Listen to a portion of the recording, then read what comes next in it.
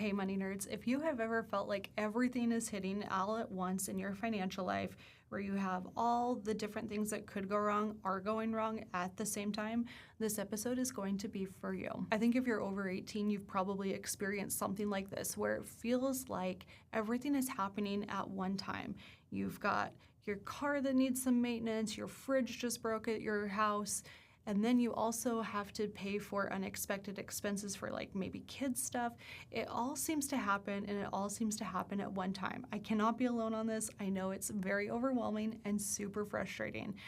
But there is a good way to plan for this kind of stuff, because while we don't know when this is going to happen, so that part's a little bit unpredictable, the predictability here is that it will happen. So we need to be prepared for it. So let's dive into a 5-step plan. This is the order of operations. If you're experiencing this and you're trying to figure out how do I financially prioritize when everything's hitting at one time, let's go ahead and dive in. The first step and most important step, when you're going through a financial hardship or everything's knocking on your door once, the best thing that you can do is to cover your essentials. Here's what I mean by that. Your essentials are things that you have to pay in order to survive. Think things like rent or your mortgage payment, groceries, keeping the lights on, so to speak, that survival mode. That's what we're really prioritizing here. So if you're in a situation where you look at all of the different credit card bills and the student loan payments and your essential bills and you can't afford everything, the best thing to do is to create a bare bones budget. Here's what I mean by that. A bare bones budget is really quite simple to create. You're going to write down everything that's essential, and you're going to put things on there where if something happens and you have to pick and choose who do I pay, that's how you're going to do this. That bare bones budget gives you that, I guess, peace of mind to say, this is the thing that I have to focus on right now. And while I would love to do everything all at once, I can't financially. So here's my order of operations from a financial priority standpoint. So once you have that bare bones budget, you have that essential plan, the plan for covering your essentials. Next, we're going to move on to step number 2, which is protecting yourself from crisis. This is an important step because often it's the one that we will sometimes forget, or we will gloss over and act like it's really not that big of a deal, but it really is. This is where you're going to be paying minimum debt payments. So if you have things that are all hitting at one time, I often see that overwhelm kick in, and a lot of people will be tempted to just skip those minimum payments. Just say, you know what, I can't focus on this right now. I've got to cover my essentials. I'm not going to make my minimum credit card payments. And that's a huge issue. If you can afford it, you definitely need to be making at least your minimum payments. This probably isn't the time to go crazy and start putting a ton of money onto your extra debt to pay it down as quickly as possible. This is more survival mode. So give yourself permission, but do not skip those minimum payments. And if for some reason you feel like I can't afford the minimum payment this month, make sure you contact your creditors, because they can help you in a lot of ways, but you don't get the help if you don't ask for it. So you have to be communicative and you have to ask for help if you can't make those minimum debt payments. But at a minimum, try that. Next up is maybe adjusting some of your insurance coverage if you can. What I mean by this is, while we don't want to be living on very, very little with health insurance and car insurance and renters or mortgage insurance, you might be overpaying for some things. And so looking at your policies to see, is there any wiggle room? Can you adjust something temporarily? Is that even allowed? But talking with your insurance providers is a good way to go in some cases. Now, you may not find that there's any wiggle room, or if you did, it's not worth the financial risk. That's totally fine too, but I do want you to at least look at it to see, are you protected during crisis mode? The next part of protecting yourself in crisis mode is to actually step back and say, okay, what does a starter emergency fund look like for me? While we would love to all have like 3 to 6 months of living expenses, and you will get there at some point, you may not be there yet, and that's okay too. But having that basic emergency fund of $500 to $1,000, I personally really like the 1 month of living expenses as your starter fund, but having that emergency fund, that starter emergency fund, is going to really help protect you from crisis as well. I truly hate this analogy, but it hits for so many people that whole metaphor of, put on your own financial mask first. If you're on the airplane and they tell you if something comes down, the mask comes down, put on your own mask before helping others. It's true for our finances as well. And while I do hate that metaphor, I can't think of a better one. So I hope that illustrates the point that what we're talking about here, protecting yourself first, not sending money to loved ones, not putting money into your kid's college fund. That's a little counterintuitive, but making sure that your own self is covered, your household first. And then if it is, and you have extra money, then you can start to help others. But it's really hard to help others first when you are in survival mode yourself. Step number 3 of creating this plan is to view your finances as triage. Okay, so I don't work in the ER, I never have, but I have a family full of people that do work in the medical profession. And one of the things that they often talk about is this concept of triage, which is essentially when somebody comes into the ER, they're not seeing you based on who checked in first, right? They're seeing who's going to be seen based on the severity or the most important case in that moment. Who's the critical patient?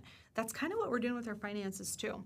We are viewing our finances, every single bill that comes through the door, as triage. What's going to be the most expensive debt or bill if you ignore it? Which one's going to have the biggest implication if you don't pay it? Sometimes when everything's hitting at once and you don't have the funds to cover everything, we almost have to go through this exercise of triaging your financial life. So let's go through an example so that you can start to see how would you maybe respond. You have to go to work every day. That's how you pay your bills, duh, right? But your mode of transportation, your primary car, breaks down. Okay, you need to have a car repair immediately done. The car repair is going to be, say, $500, and they will work with you a little bit on the financial piece, but at the exact same time, you look at your checking account and you only have enough money to either fix your car to get to work or pay your credit card bill. Which one are you gonna do? A lot of people, they will feel bad or guilty or try to do all the things when really you can't. When you're in a priority situation, you do have to make really tough choices, and sometimes that is, what's the most timely thing? Fixing your car so you can get to work, so you can continue paying your bills is definitely going to be more important in the moment than paying the credit card minimum payment. Now, again, we want to communicate, but you do have to view everything almost in that like triage mindset, which is so scary to go through. And if you are going through that, I really am sorry. Okay, step number 4, if you're in a place where now you can have a little bit of breathing room, the best thing that you can start to do is to attack the high interest debt. This generally is going to be your credit cards because that credit card interest rate will eat you alive. It is so expensive and so tough to get ahead of if you don't get a grasp on that. So once your basics are covered and you start to shift into a tackling money leaks, tackling debt, you have a little bit of breathing room.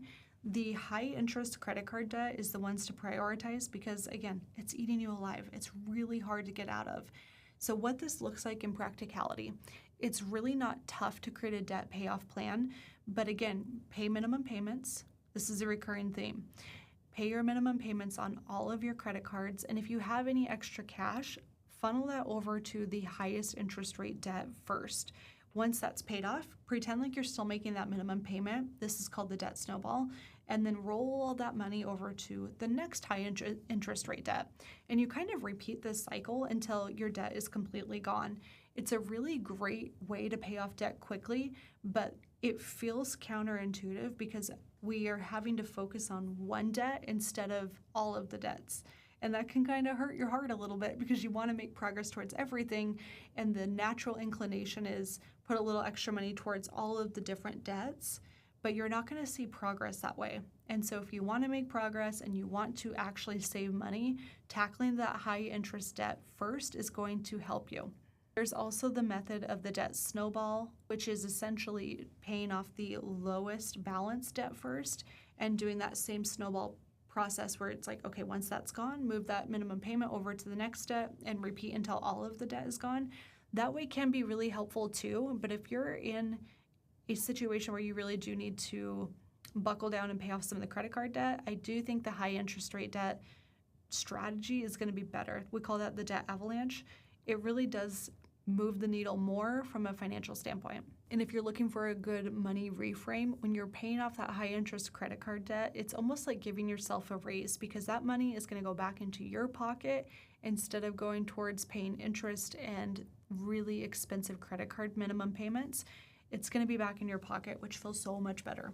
Now, step 5 of our plan, when everything's hitting at once and how to prioritize, is to then save and build for future use safety net.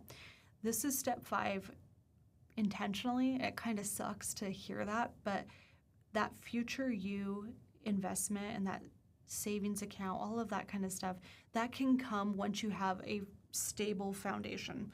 It's really hard to get ahead if you don't have at least the bare minimum foundation from steps 1 through 4 that we just discussed. It's really tough.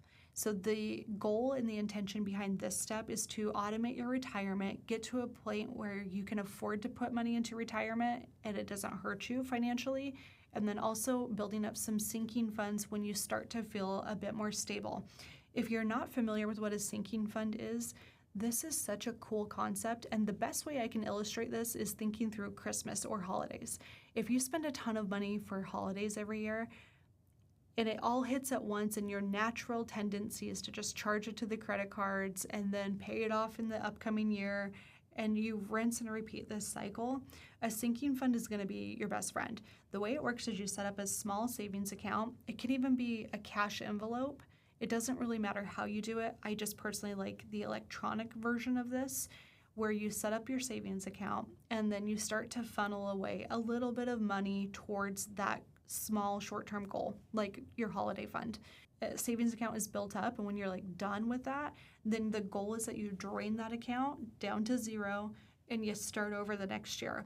It's very different than an emergency fund, where the emergency fund we're hoping we never have to spend on. But your sinking fund, the intention is you do drain it. You will use it. That's the point.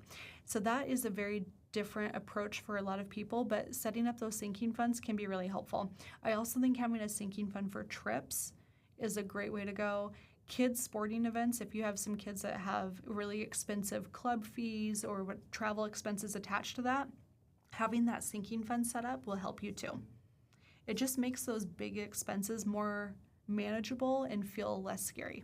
The important piece to remember when it comes to this whole step 5 of really setting up your financial future in a good way is that consistency is more important than the amount that you contribute. It's that pattern of repetition that we're looking for, that habit change. That's where you're going to start to find some success. Okay, so let's recap. There's 5 steps that we're going to be going through when everything is hitting at once and you have to financially prioritize. The first thing you're going to do, cover your essentials. When your essentials are covered, we're going to start to protect a little bit more. When that's done, we're going to look at our finances from a triage standpoint. Then we're going to start tackling the high interest debt, the credit card debt. Once that's done, we're going to look into our future savings.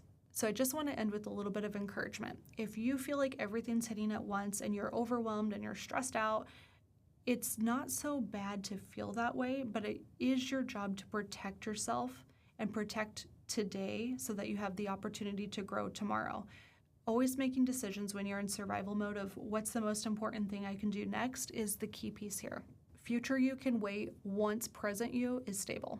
All right, guys, that is it for today. Thank you so much for hanging out. I hope you enjoyed this episode. If you did, do me the biggest favor and share this with somebody that you know could benefit from the content today. All right, that's it for today. I'll see you next week for another episode of the Money Nerds Podcast.